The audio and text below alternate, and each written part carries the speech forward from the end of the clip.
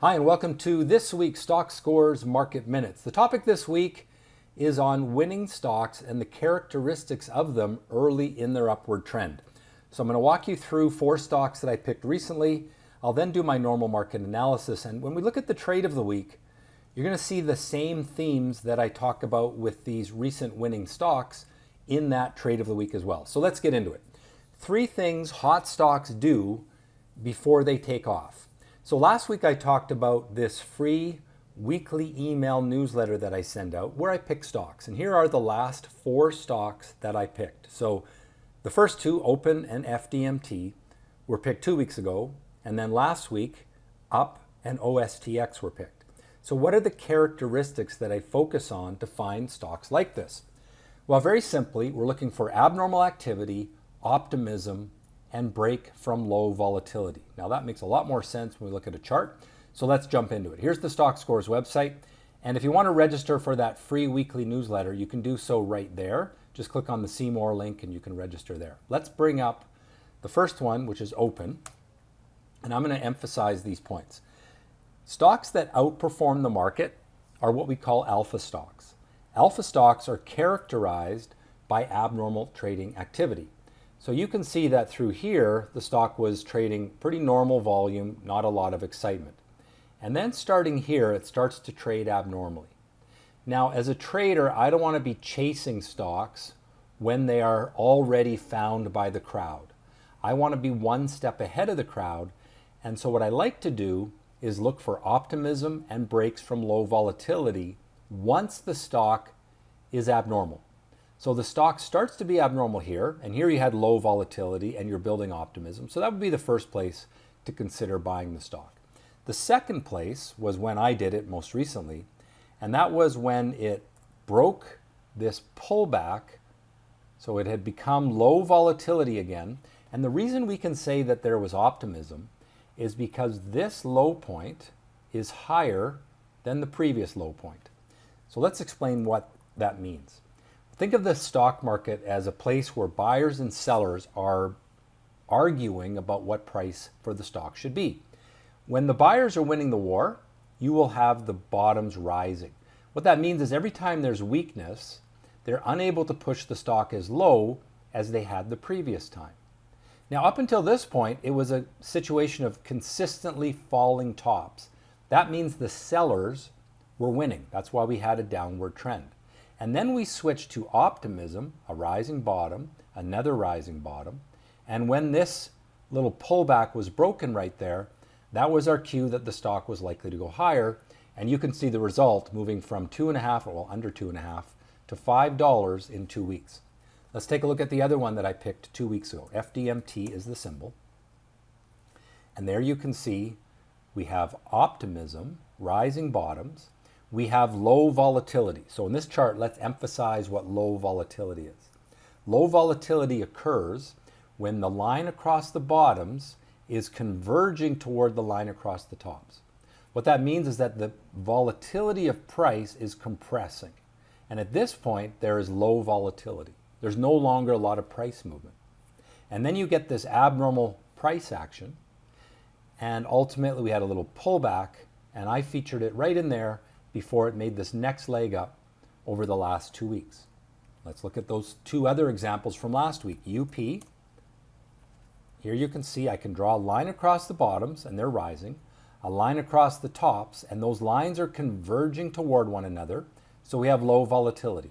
Now what that means is that the buyers and sellers agree about what the stock is worth. And then one day there's abnormal volume and abnormal price action breaking from low volatility, and that starts that move that we had over the last week. All right, one more example, OSTX. And again, you can see low or abnormal break from low volatility. There's rising bottoms, but the line across the tops is converging toward the line across the bottoms. We get that abnormal break, and we started that move through this week. Now, as a special bonus, I'm going to give you a stock that is doing this right now, because it's all great with hindsight, but this might be one of the stocks that I put in this weekend's newsletter.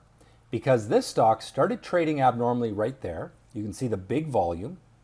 and it's now built a rising bottom. So it's switched from pessimism to optimism, and it's now starting to break up from optimism. If we look at the intraday chart, this is the 15-day chart, you can see volatility compressing, low volatility, break from low volatility, from optimism, and that started the move on Friday, which I think has a good chance of moving higher. Now, it's not a 100% chance. Please recognize that there is never going to be a trade that is going to be 100% effective. And so we always must have good risk management. I'll always say where support is. In this case, support is at 260. If the trade doesn't work, it's going to go down through 260, and you got to take that loss and realize that that loss has a good chance of happening. I would say this stock has a 70% chance of going higher and a 30% chance of going down. And it's just a numbers game that we play. Now, again, if you want to get on the list for that free weekly email, just go, in fact, you can go here, go Stockscores Analysis, free weekly newsletter. Put your email address in right here. You can see all the back issues going back many years. It's all there. You can see the track record, some of the stocks that I've picked over the years. And you'll see also they don't all work. Some of them do, some of them don't. Here's SLDP. That was a big winner. INTX. I don't even remember if INTX did well. Let's take a look. INTX. Oh, that one doesn't even come up. It probably got a change of name or something. SLDP. This was a few months ago that I picked that one. But you can see switching from pessimism to optimism. And there's a break from low volatility. There's a break of a pullback. And that stock has been a great performer. All right, let's get into the normal market analysis that we do. And so we'll jump back to the Stockscores website and start with the SPY, which is the S&P 500. And you can see that we had a big jump on Friday for the market, and that's because U.S. Fed Chair Jerome Powell made some comments that made investors hopeful that interest rates would be cut, so that drove the market. We'll see another index that got an even better reaction out of that. But generally, it's a bull market for the long term. And if we go to the short term, the 1 month chart, you can see also the bottoms are rising, the buyers are in control. Let's take a look at QQQ. This is the NASDAQ 100. Bottoms are rising, buyers are in control. We need to get through this resistance. If we break this upward trend from this falling top, then that would be bad. But for now, I'm fairly bullish on the market. All right, how about the IWM? This is the Russell Small Cap Index, and this is where we see that much bigger jump. And the reason is because small cap stocks are more sensitive to interest rates. And so when you get the promise of a lower interest rate, then the small caps are going to react better. Now we're going to see some other charts where that announcement wasn't so good. I'll show you that in just a moment. All right, let's move to the Canadian market, T.XIU. T.XIU is the Canadian market index. It's going to new highs. The Canadian market is very strong right now. Gold, stuck in a sideways range, you can see here, but we do have optimism because the bottoms are rising and we're getting low volatility. If we get a breakout from this, then that'll be a new buy signal. If instead we break down, then we want to take our profits on gold. USO is oil, and very choppy chart, hard to predict because it's just so volatile. There's no pattern that builds. And so it's generally a neutral market, but not a very predictable market. If we go to the 1 month chart, you can see that we had the sell-off, and then now we've stabilized, broken the downward trend, started to build rising bottoms in the short term, which could lead to a little bit more gain in the short term, but I don't think it's a great trade from here. All right, let's take a look at the currencies. UUP, and this is one chart where you see the negative effect of that Jerome Powell speech, because lower interest rates mean that the US dollar is less desirable to hold in terms of bonds, and that's why the US dollar sold off when the prospect of lower interest rates hit the market on Friday. Let's take a look at Bitcoin, GBTC, and we saw a big jump in Bitcoin. Generally, we have rising bottoms, but the last 2 months we've been kind of sideways, so it's a bit neutral in the short term. Now, last chart I want to look at is TLT. This is our bond market chart, and you can see a little blip to the upside, but kind of smaller than you would expect given that announcement from the US Fed chair. The market has got some optimism building, but it also still has pessimism.